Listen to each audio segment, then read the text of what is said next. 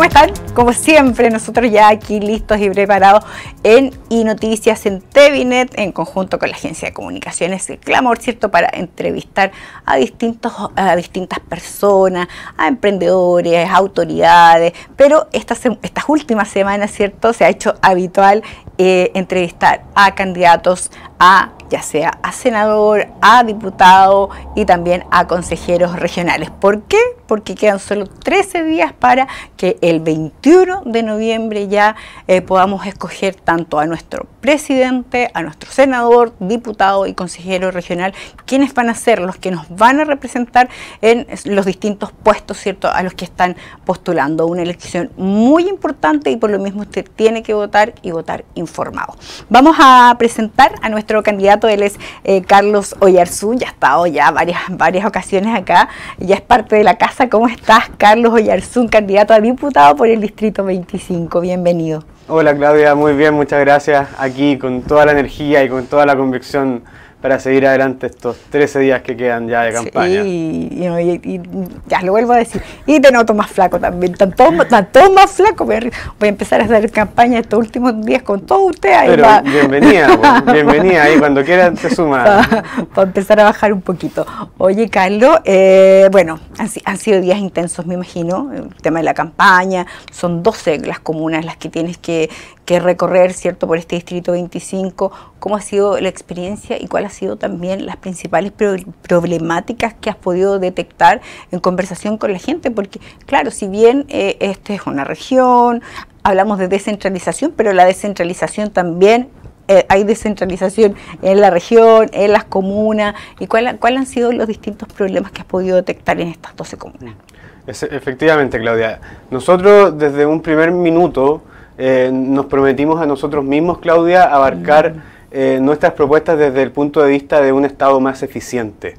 Y por una razón muy concreta, y es que yo advierto que desde hace muchos años la clase política solamente se ha dedicado a hacer crecer el Estado, pero no a solucionar los problemas de las personas. Entonces, por ejemplo, nosotros hablamos ahora del gobernador regional como la gran solución a todos los problemas del centralismo que existe en Chile, pero lamentablemente siguen pendientes todos los problemas de conectividad, de acceso a servicios básicos. Entonces, lamentablemente aquí no se ha puesto el foco en las personas. Y yo quiero, con mi proyecto político, recuperar eso, que la política esté al servicio de las personas y no las personas al servicio de la política o del Estado. Entonces, en ese sentido, por ejemplo, hay varias problemáticas que yo he advertido mucho. En primer lugar, por ejemplo, la falta de apoyo a las pymes. La clase política o el Estado, los gobiernos en general, hablan y hablan de cómo vamos a fomentar a las pymes, que las pymes aquí, lamentablemente, las pymes hoy día están asfixiadas. En Osorno, Claudia, hubo una crisis del agua, hubo estallido social, después hubo pandemia.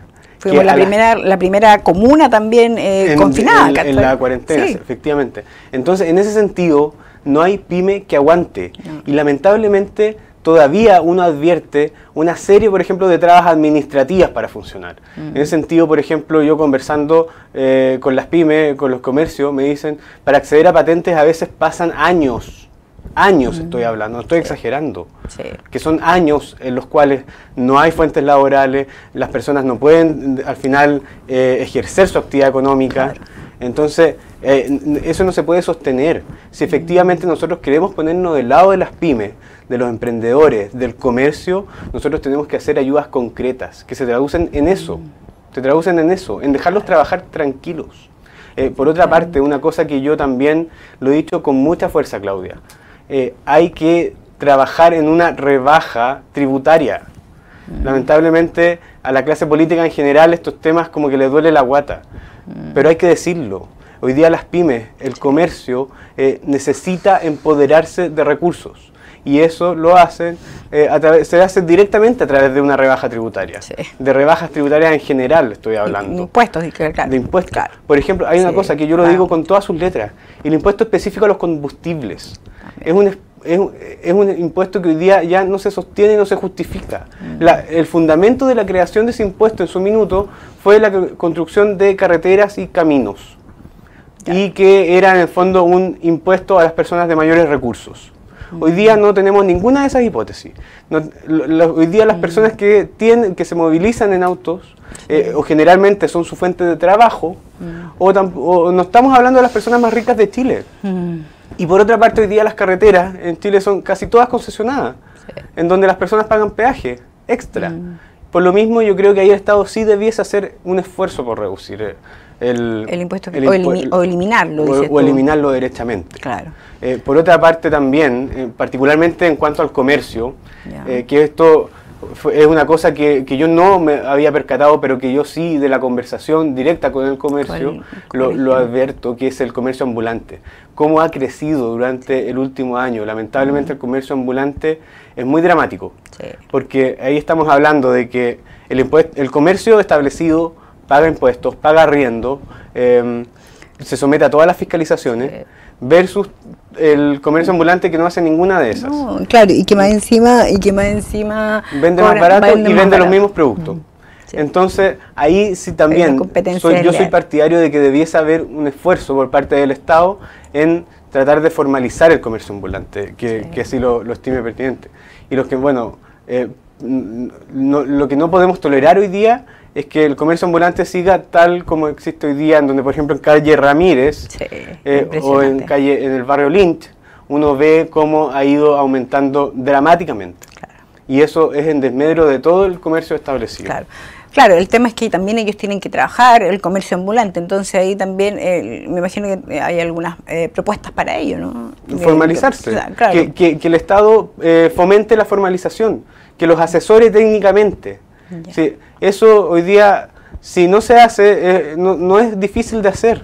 Se puede hacer a través de Cercoteco, a través de la Subsecretaría de Economía, pero es necesario y es fundamental por un tema de justicia, Claudia, en la competencia entre el comercio que está establecido, que se somete a todas las fiscalizaciones y que cumple con toda la normativa, versus el comercio ambulante que no cumple con ninguna de esas.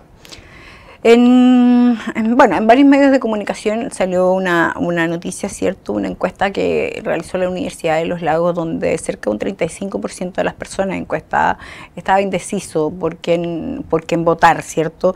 ¿Cómo le harías tú para poder captar ese porcentaje que aún no sabe por quién votar, en este caso como diputado?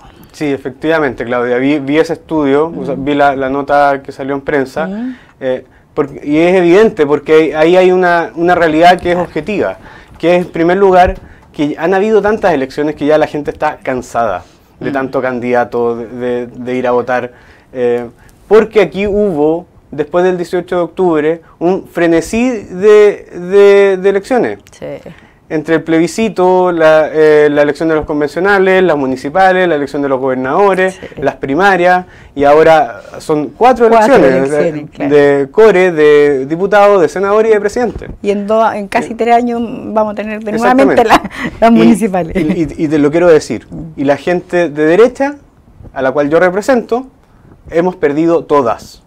Y las hemos perdido todas porque aquí lamentablemente nosotros no advertimos que durante muchos años fuimos perdiendo la identidad, de que fuimos perdiendo la fuerza en la defensa de nuestras ideas, y que también de un minuto a otro, es algo que yo siempre digo, perdimos y abandonamos la calle.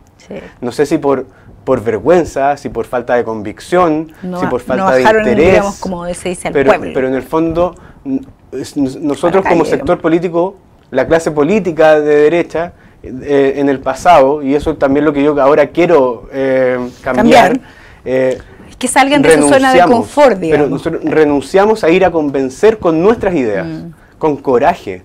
Si nosotros, Claudia, durante muchos años gobernamos con ideas de izquierda, en donde fuimos creando ministerios, reparticiones públicas, que eso al final no nos representa cuando esos ministerios y esas reparticiones públicas no tienen correlación directa con la solución a las personas y a sus problemas.